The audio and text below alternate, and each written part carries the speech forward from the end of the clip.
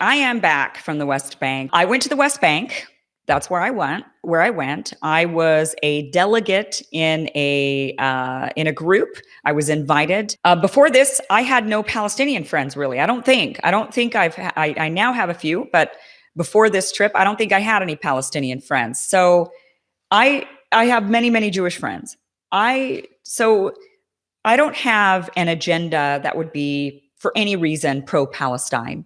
But I am an American, and I am a tax-paying American, and our tax dollars are largely funding, if not fully funding, the Israeli army, the Israeli military.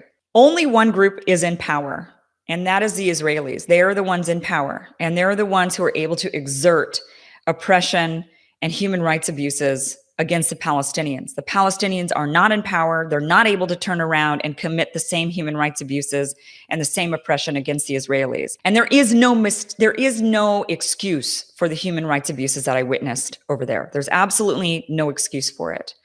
And I struggled with this week because what I saw to me was so terrible. The oppression and the abuse that I saw was so horrible that I couldn't believe one group could do this to another group. It's just something that's like beyond my mind. And it's something specifically beyond my mind when I think about who's doing it, because I think of these, the Jewish people and what they went through. And how could they then turn around and do something that looks very similar to another group of people? The abused has become the abuser. And I can't even express in words what I saw because it's not believable. Honestly, it isn't believable. I didn't believe it until I saw it for myself. They're hindering the business. They're hindering the freedom of movement. The water situation is one of the worst human rights abuses that I witnessed while over there. And I can say that Bernie Sanders has recently come out to condemn the Israeli government, the racist Israeli government, and the treatment of the Palestinian people. And I can tell you firsthand that it is much worse than any of us can express to you. It is much worse. It is beyond belief that westernized people can do this to another group of people, all under the name of security.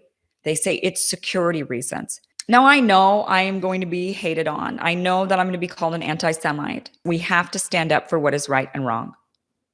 And when we see something that is wrong, we have to stand up and say it is wrong, regardless of the consequences. And for me, there will be consequences. I live in Los Angeles. I've got a lot of Jewish friends, the entertainment industry, everybody here. In my life, as in my line of work that I was in, and I don't know what's going to happen to this channel or what the repercussions are. I don't even know if Israel will ever let me back in. I don't know what the repercussions are for speaking out. But all I know is when I thought about it and when I tried to make the more neutral videos, I couldn't post them because I knew I wouldn't be able to live with myself. Because ultimately, the truth has to be told. And the truth is, what the Israelis are doing to the Palestinian people is absolutely wrong. It is wrong, it is abhorrent, and it is beyond belief, and it needs to stop. The whole experience, all in all, in being there was unreal. I mean, while I was there, I just wasn't processing it. It took me coming home for me to start to really feel very upset and very shocked and disgusted.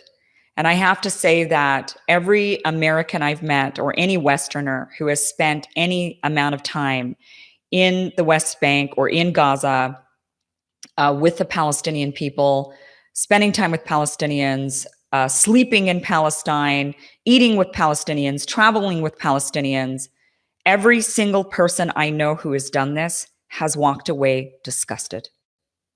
Every single person. I have yet to meet a person who has not walked away from that experience without absolute disgust for the human rights abuses that are happening against these people. Because what is happening to them is a complete demoralization.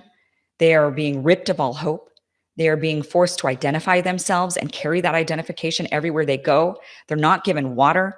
They're not given cleanliness. They're not given access to each other, to schools, to roads. They've got separate roads in the West Bank. They've got roads that are just for Israelis in the West Bank. Could you imagine they've built roads that are separated by a wall, and it's Israelis on this side and Palestinians on that side, going through the West Bank, which should be Palestine?